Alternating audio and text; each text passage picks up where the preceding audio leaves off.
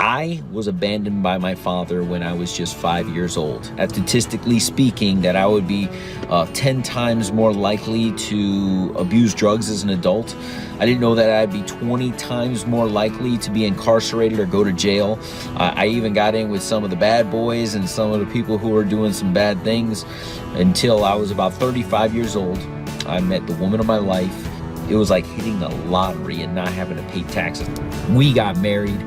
6 weeks in, we got the news. In absolute fear that I would fail as a father, I am gonna make it my job to be the dad that I wished I had. I believe that it's my life's mission. What I wanna do is I wanna gift each and every single one of you a copy, not a PDF, a copy, a hard copy of my book.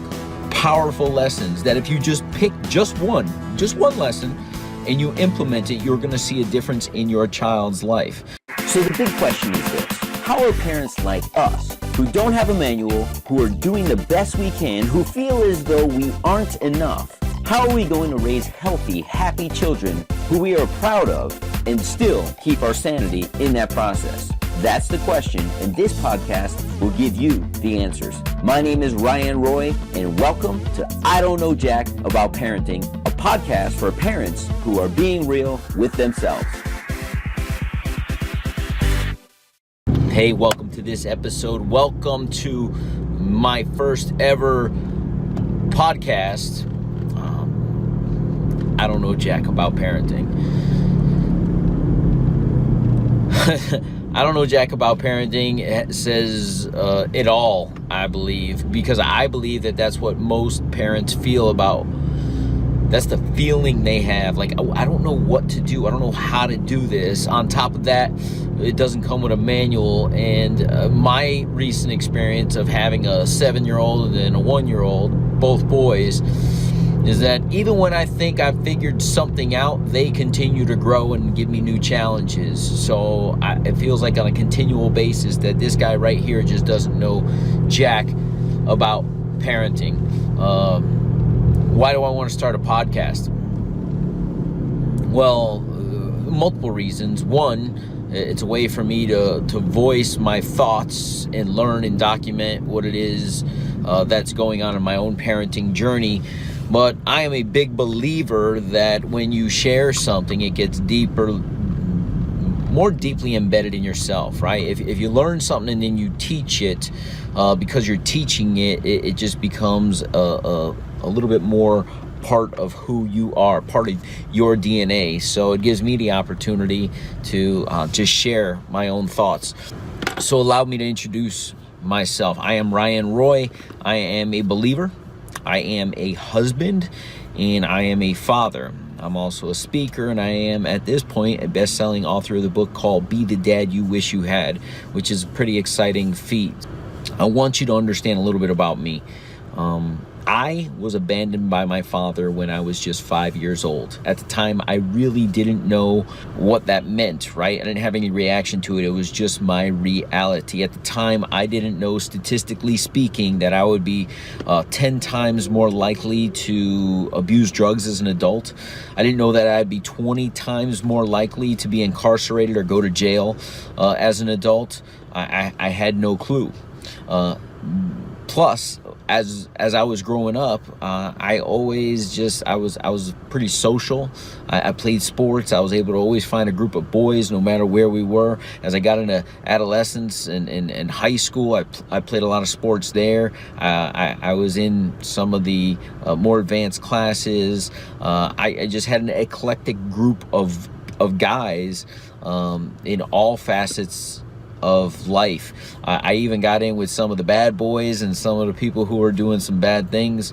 But because I was somewhat aware, and I don't know why necessarily, I was able to pull myself away from some of those kids that were getting into trouble, some of those kids who ended up abusing those drugs, some of those kids who ended up as adults getting incarcerated. I pretty much scathed myself. I didn't endure any of that pain as an adult. I was one of the lucky ones.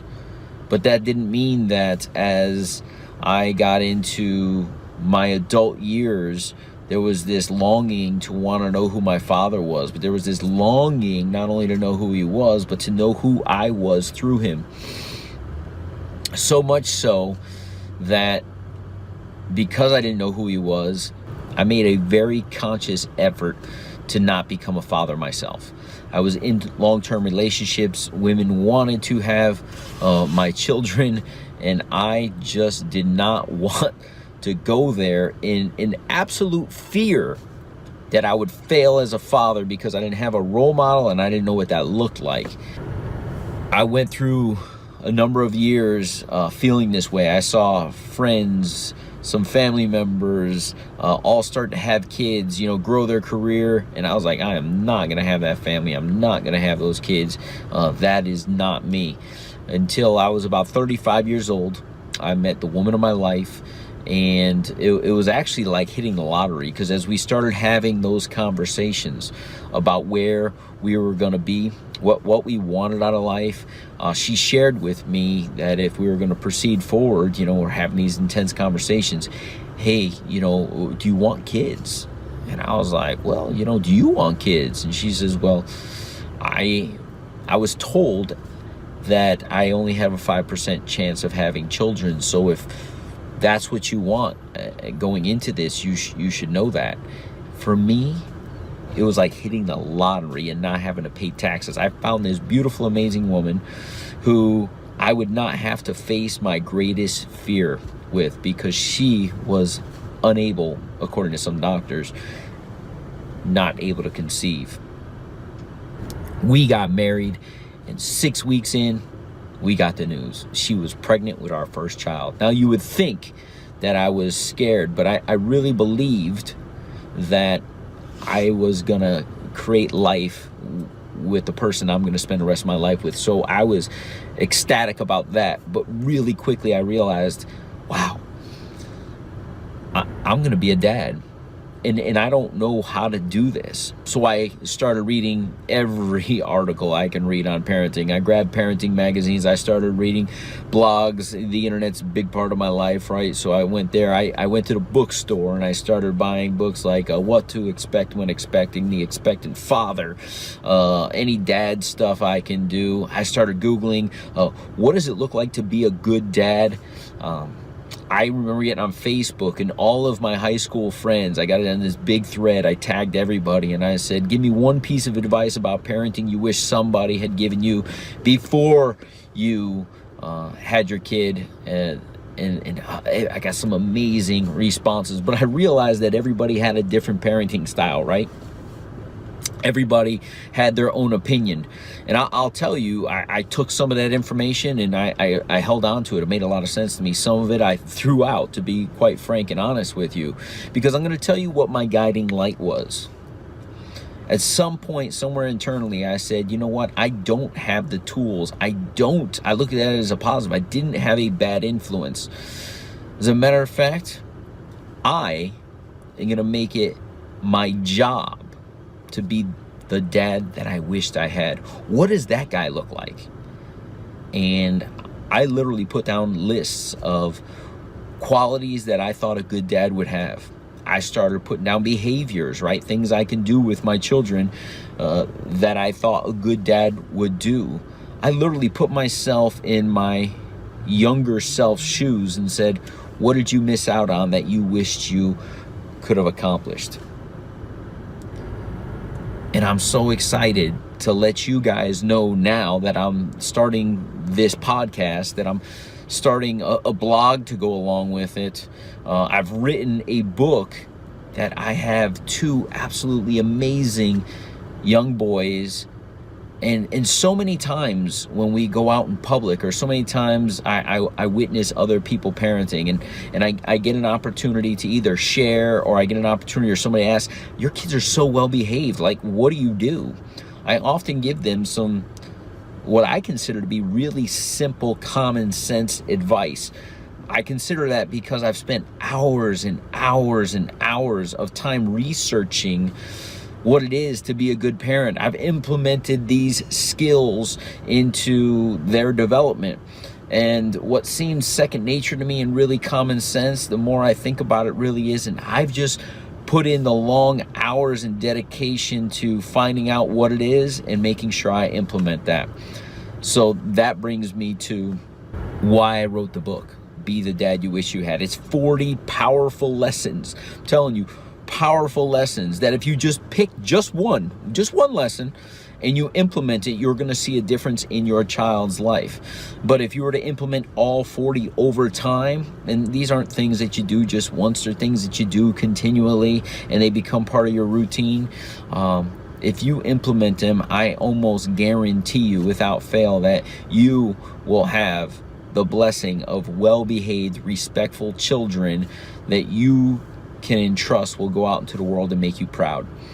I want to share with you one story. It was a big, proud moment of mine when my oldest was going into elementary school. We got invited to the elementary school to go and visit the school so that he felt comfortable in his transition. Part of that was to go and have lunch at the cafeteria, go through the line so he would see what that was like. You know, he grabs his milk, he grabs his tray, grabs his entree, has a choice of a fruit or a vegetable and all these different things.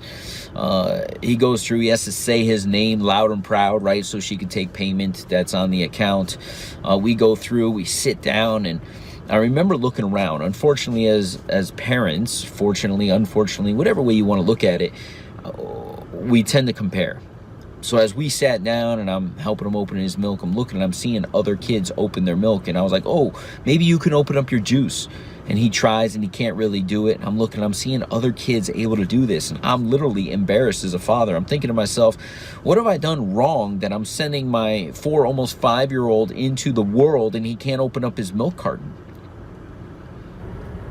Let me fast forward after that as I'm judging myself as a parent.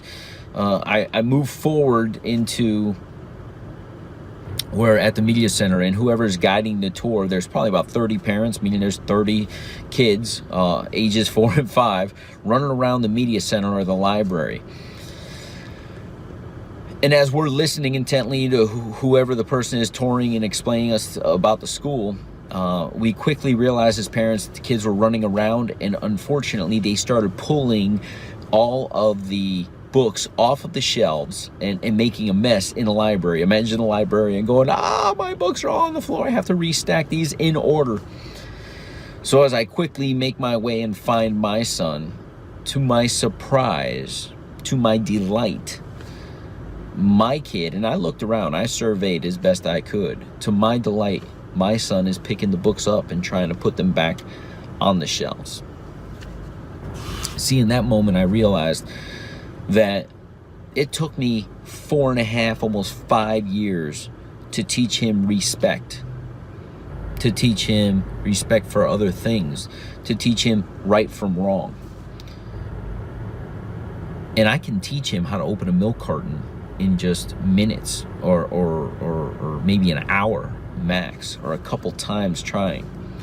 See, in that moment, I knew that I shouldn't be judging myself because I have instilled values into my son that were irreplaceable at the time, and he continues to have that type of respect today at 7 years old. I'm watching my little one, believe it or not, as I'm reading my own book. I read my own book, Be the Dad You Wish You Had, 40 Power Lessons Becoming a Powerful Dad.